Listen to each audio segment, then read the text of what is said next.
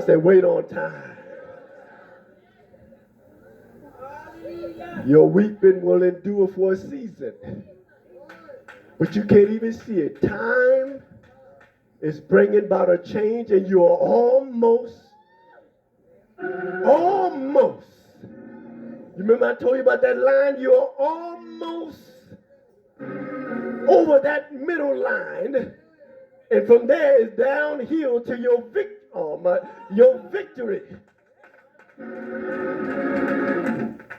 I'm just about finished.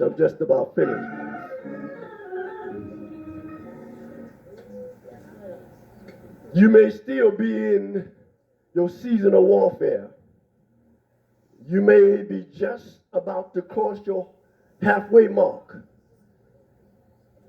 But your joy will come while you're still in your crisis.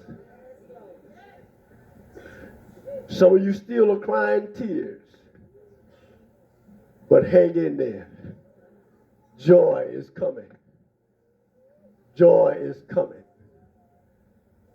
I'm going to leave you with these final thoughts.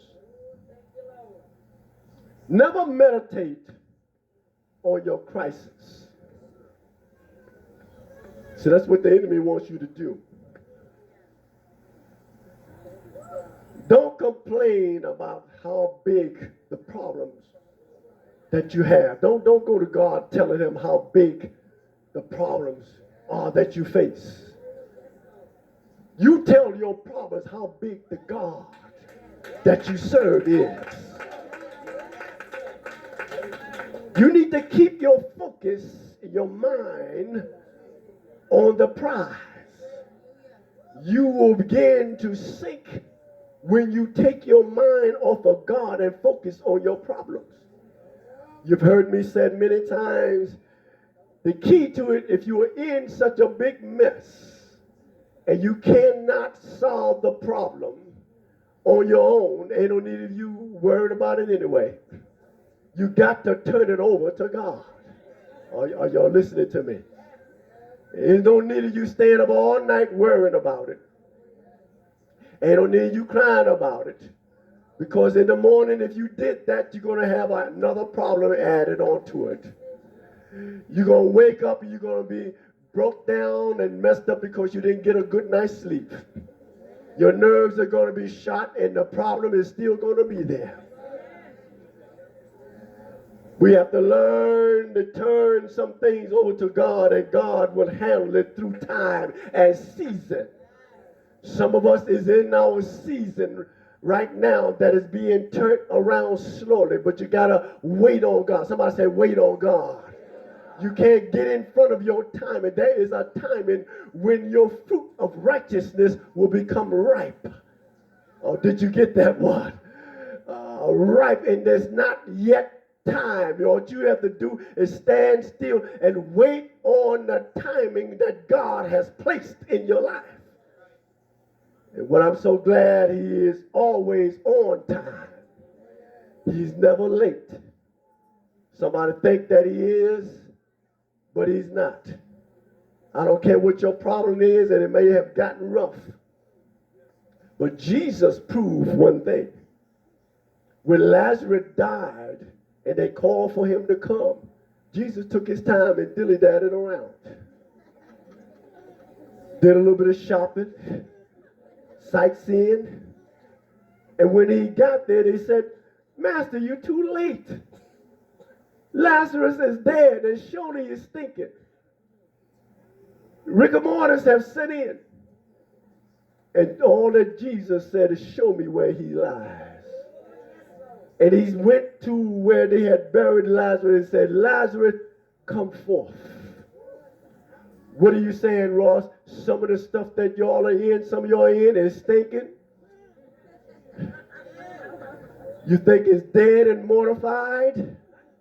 There is no way out, but wait on God until God says come forth. And I don't care how dead the situation is, it can come alive again. All you need to wait is time. Somebody said time.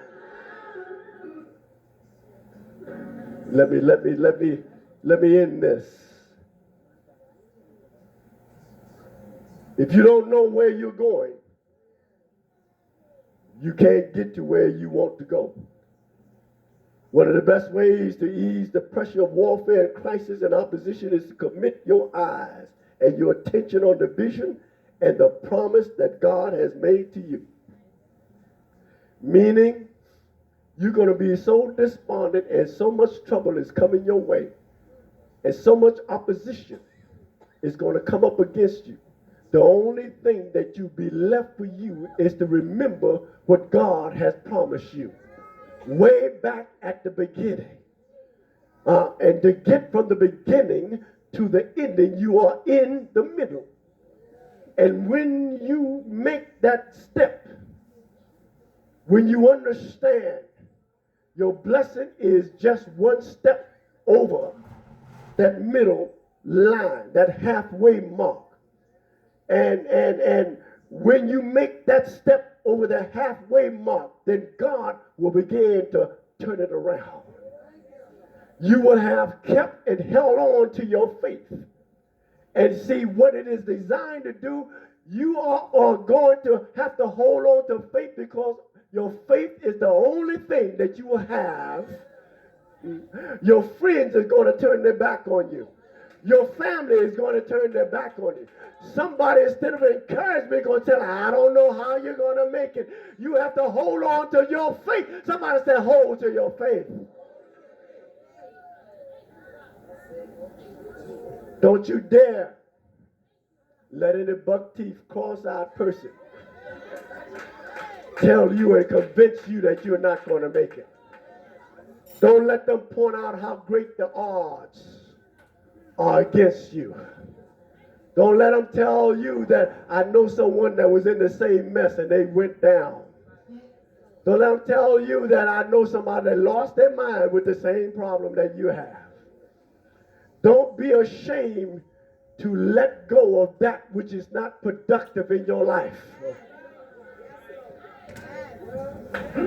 The only way you're going to gain some things, you have to learn to turn it loose. And I told y'all many times again, God has made the way for you, and the pathway is set for you to make it, to go down this pathway. Physically, if I want to get out this building and I want to go down this pathway, and God has shown me the way out, I can't take this thing along with me.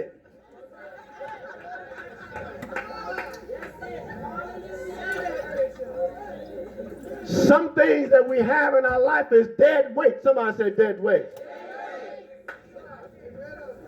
I don't care how much I love it. I can't make it down the aisle with it. Oh, you don't hear what I'm going. You have to learn. If I'm going to hang here, we both going down. You going down and I'm not going to make it up the aisle. I have to turn it loose. Somebody say turn it loose. You don't know how you're going to make it, but you have to be willing to turn that loose. What that? It may be a best friend. You have to turn it loose. It may be a boyfriend or a girlfriend or a husband or a wife. Turn it loose.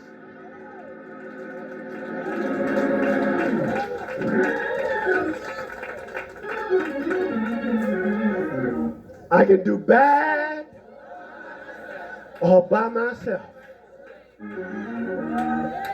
And it's only if you're willing to turn it loose and start down the aisle. You don't know how God has turned this thing around. He may say, I always intended for you to still have it. You go down the aisle, I'll have somebody to bring this along behind you. Because of your faith, you're not going to lose, but I'm going to bring it on behind you. But if you should lose this, I got this beautiful thing here for you.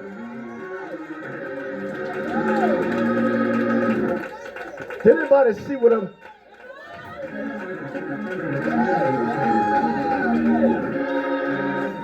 Some things you're only going to gain when you're willing to turn it loose. Somebody said, turn it loose.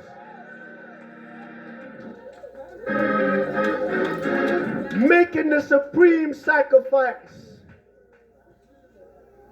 I make the supreme sacrifice. I give my all to you, Lord. You direct my path. I wonder if anybody here made it only by the direction of God. So this is what I want you to do. Tonight you need to speak to your inner man, your inner woman. And let God illuminate that spirit that's in you. Now every one of us in here has God's spirit in us. If you did not have his spirit, understand one thing. When God withdraws his spirit, then you are D-E-A-D, dead. No matter what your soul says, all of your intellect, all of your intelligence, all of your smartness will go to the dust from where it came, as the Spirit of God goes back to the giver, who is God. So you have to understand something. It is time for us to make this spiritual connection and let God speak to us. Let God speak to your heart. You have to ask yourself some hard questions. Who am I? Why am I here? And what it is that you really want me to do. Am I wasting time? Or am I doing what you want me to do? Am I in connection with you? Or am I lost and I don't even know it?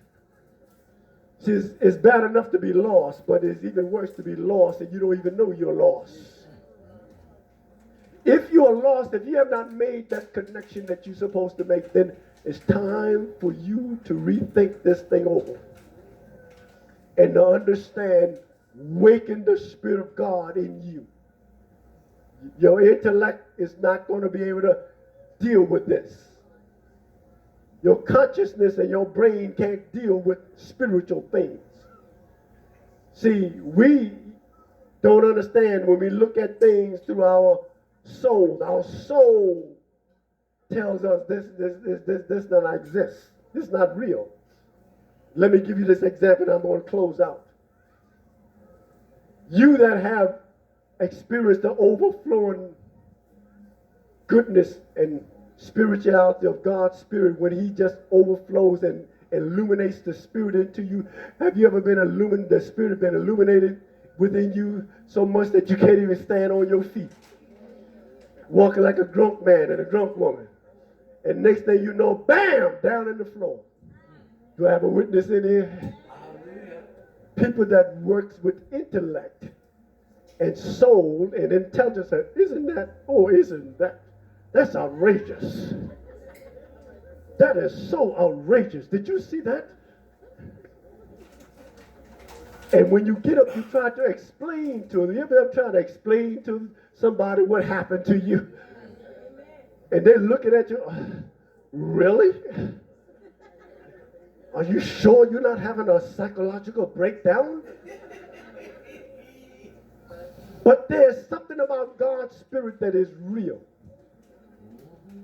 Is there anybody in here that ever walked down the street and you have God's Spirit on the inside that are illuminating and following and blessing your life, and you walk down the street and begin to think of something good he has done for you? Huh? And while you're walking down the street, have the Spirit ever quicken you while you're walking? Thank you, Jesus. Come on, do I have a witness? Hallelujah. And you walk a little while longer and your hand for hallelujah. You look around to see if anybody watching you. Now you're not making that jump. You ever had your body jump? Oh, hallelujah. Thank you, Jesus. Now, did you see Ella Hopper jumping around? That wasn't Hopper. That's that Spirit being illuminated in her. When she thought about the goodness of Jesus, she just said, oh, Lord.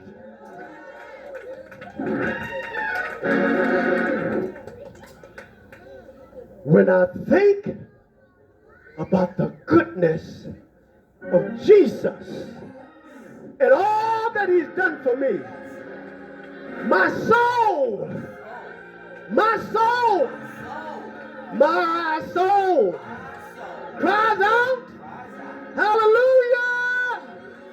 Thank God! Thank God for saving me. Come on, give the Lord a praise.